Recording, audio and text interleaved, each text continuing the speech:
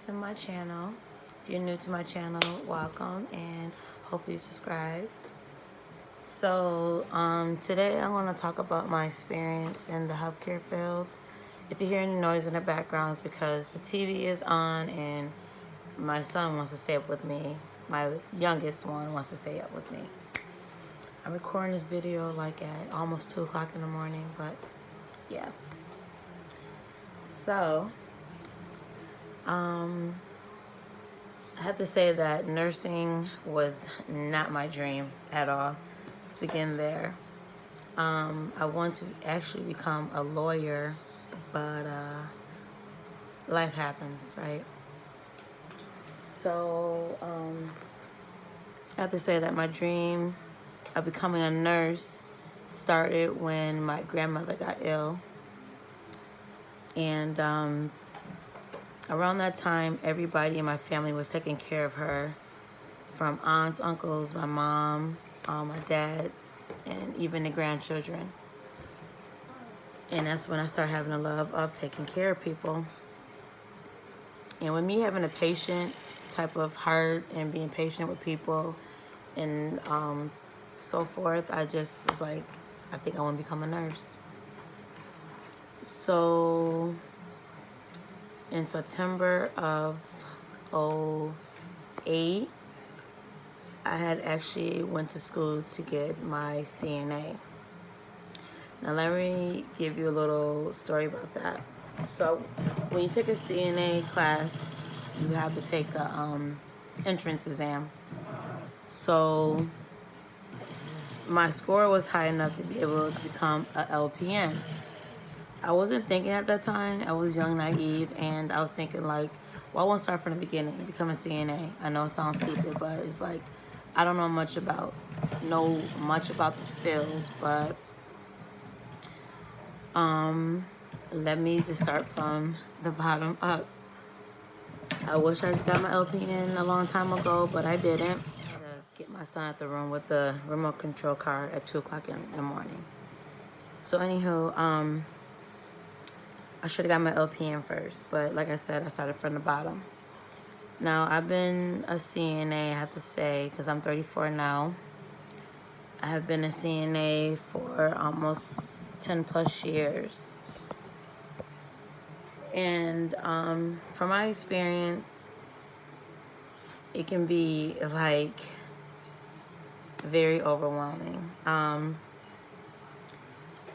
mean, you're going to have your good days, you're going to have your bad days, but it's just so much when it comes to being a CNA. Like, the level of respect that you will get, it all depends. I'm not bashing the CNA field because we need CNAs. And without the CNAs, a lot of nurses will not know a lot about their patients. Now, let me give you the role of a CNA. A CNA basically is a person that's always involved with the patient. I mean, always. And when it comes to that, it's like bathing them, feeding them, taking them for walks, ensuring their safety. That's number one, is safety. Being kind of like their advocate in most cases, also as being like their friend, someone that they can find in, because sometimes a lot of these patients, their family do not be by their bedside all the time. But I get into that later. Another role of a CNA is also letting nurses know about anything, any findings of a patient, like bruising, or if their behavior is different, just certain things like that. So a CNA role is important because, like I said, nurses would not know a lot about these patients if it wasn't for us. The pros of being a CNA, you get to actually understand the feelings of a patient, their highs or lows. You also see their beginning stages when they first came in to their end, if you know what I mean. their flatline moment. Like you can see, you're going to see a lot of things in the healthcare field. That's where you get most of your experience, like bedside experience. You know, that's what advantage you'll get over some nurses that did not start from the bottom. Because there are a lot of nurses in the field that don't have no experience at all in the healthcare field. They just went straight to getting an RN, and their bedside manner is like the worst. So that's why I told a lot of girls, like, being a CNA, don't be ashamed of it. Yeah, you're wiping their bottoms, but there's more to just wiping bottoms. Trust me. And you also have advantage over nurses that don't know nothing about bedside manner. And when you do become a nurse, you have that experience underneath your belt. Even in clinical settings too, you have a leap over some of the people that's going to the healthcare field for the first time. A lot of CNAs in the field can also be rude, where they don't have the love for being in the field, where they just do it because it's always openings, positions for the healthcare field. No matter what, healthcare field always going to be here. So you got to think about that. That's another con of being a CNA. Another con is also like being treated unfairly at times. Like, you're going to get a lot of disrespect from nurses that think they're over you because of their position or their title.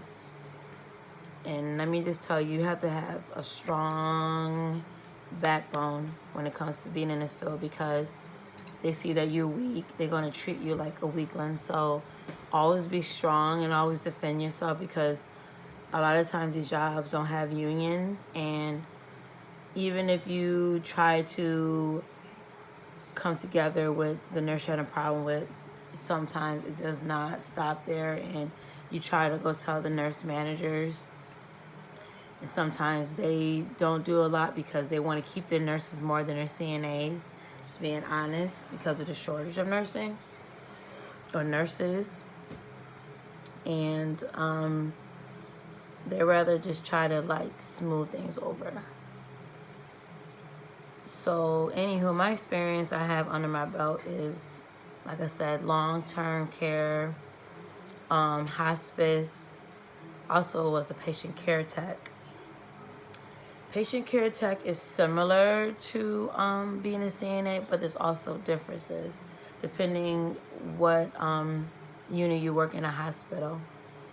The unit that I did work at my previous hospital, I worked in orthopedics, and that's mainly like joint replacement. And that's more like rehab, where people come in for their surgery and they can go home the next day or within that week.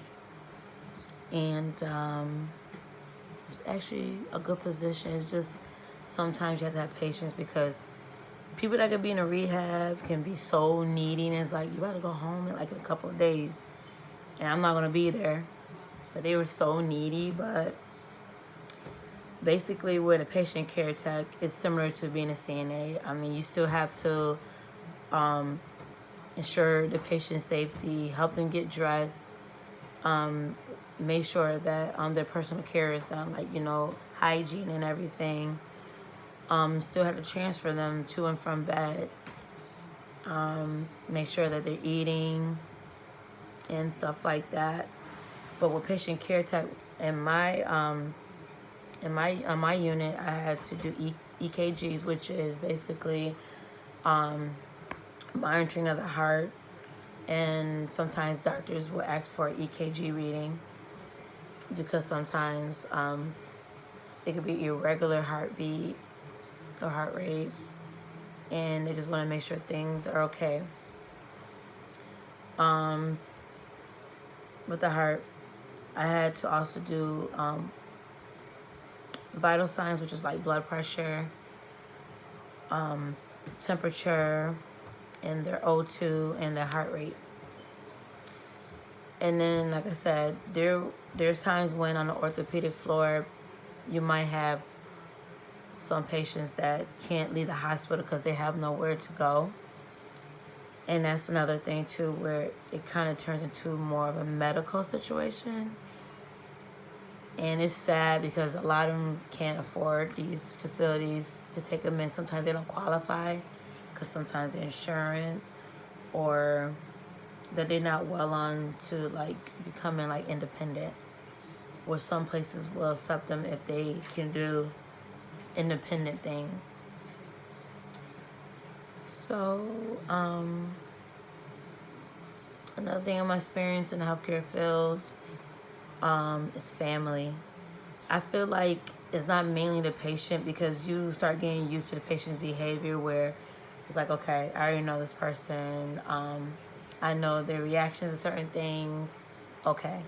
But when it comes to family, I feel like that's the hardest thing in the healthcare field, because, like I said, there's family that don't show up at all until like the last stage. And some of them want to come because maybe they think they're going to be in a will, money, things like that. And they don't know anything that's going on with their loved ones at all. And they expect you to just give them a full rundown on, well, what medicine are they taking? Blah, blah, blah, blah, blah. And when it comes to HIPAA, even if you're family and you're not on that form for people to get information to, right now I'm brain dead. I don't even know the word I'm looking for that. But it will come to mind eventually.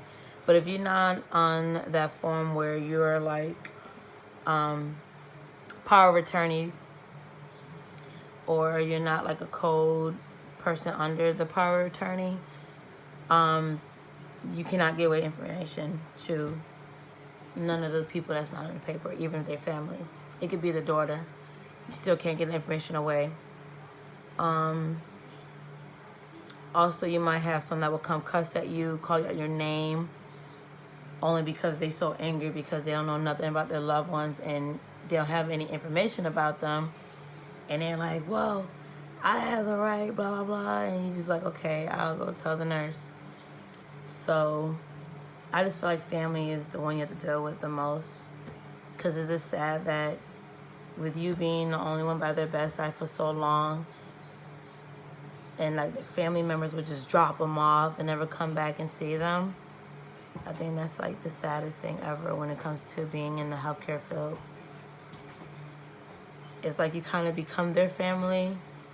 And when you start in the healthcare field, they always tell you, like, don't get too close to the patient because feelings can get involved. And it's true. And it's like, how can you not start a relationship with these people? Like, you're going to have a relationship with these people regardless. And you might have love for one over the other. It happens. I know it happened to me a lot because I get so sensitive and I'd be like, oh my God, like they're about to leave. And I start crying. And have I ever experienced that in the healthcare field? Yes. Especially when you're working around a lot of hospice type patients. It's so common, and it's just crazy. You have to do post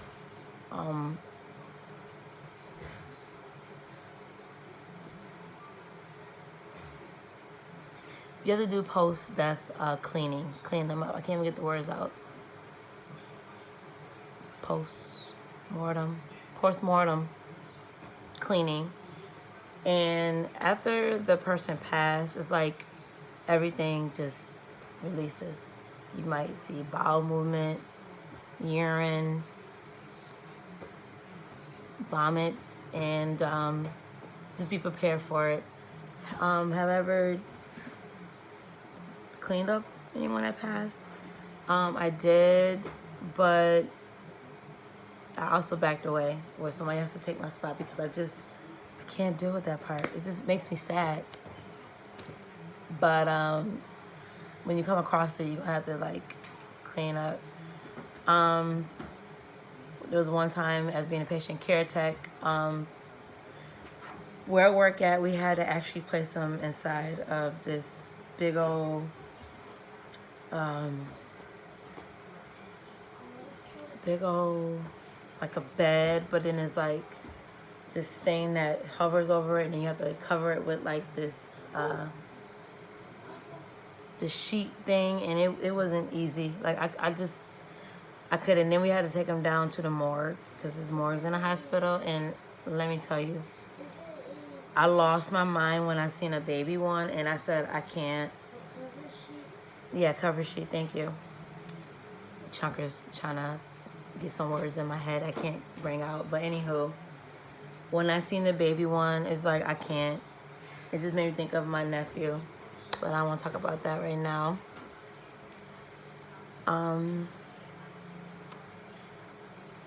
But I've been across death a lot. And let me tell you, when you experience your first one, I mean, everybody's different. Some people actually like it. Some people just feel like, no.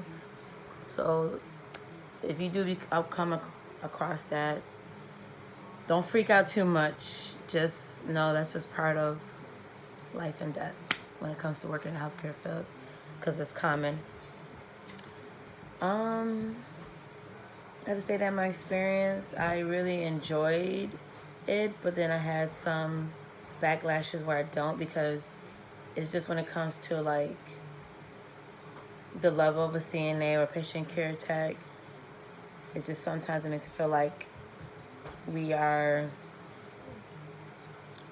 underrated, where they don't give us enough credit, and it's kind of like we're thrown to the side. Like, the only time that we're used is if it comes to like they need to know something about a patient. That's from doctors, nurses, family members. Even sometimes patients be like, well, are you a nurse? Because if you're not, I want to see a nurse.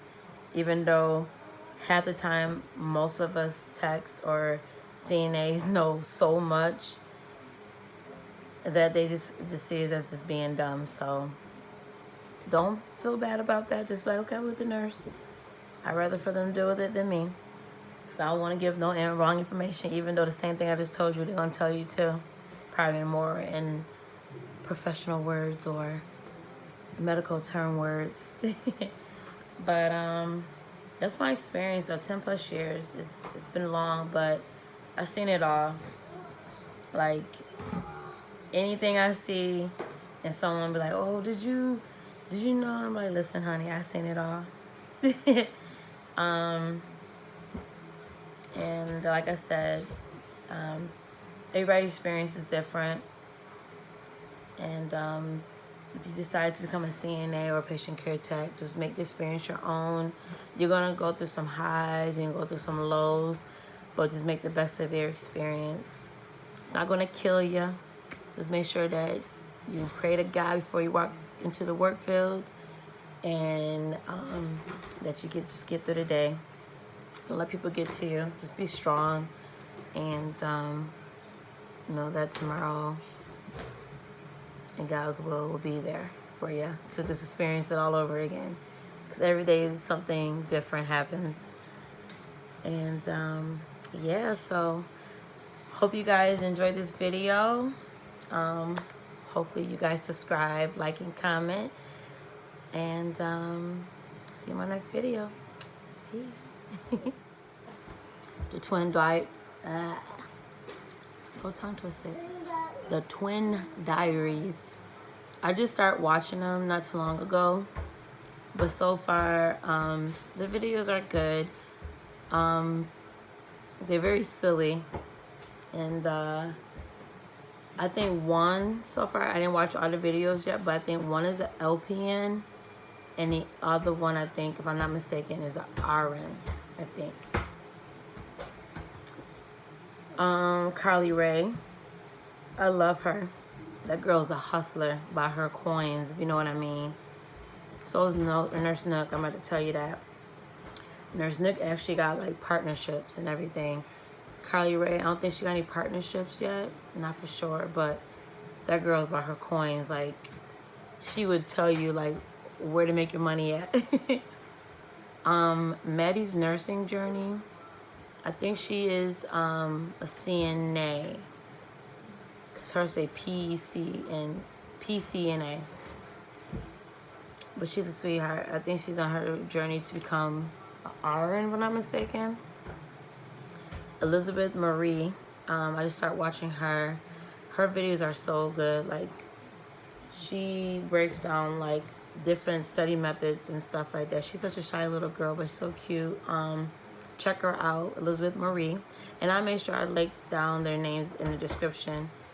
Just type in their names the way that I got it, and you just see their listings of videos. And Fatima Francesca. I like her videos, but then I don't know.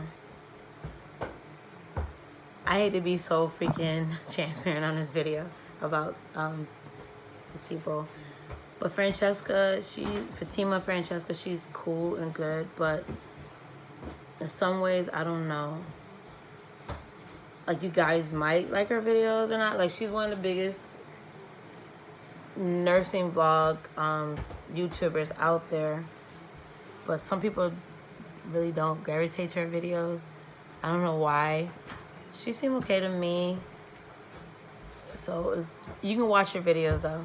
And if you get anything out of it, I don't know. But I just put her out there because she's one of the biggest known YouTube nursing vloggers I know. But if there's any more other nurses that you think I should subscribe to and watch their videos, just comment below. And thank you again. And hope you guys will enjoy my journey with me. Love you.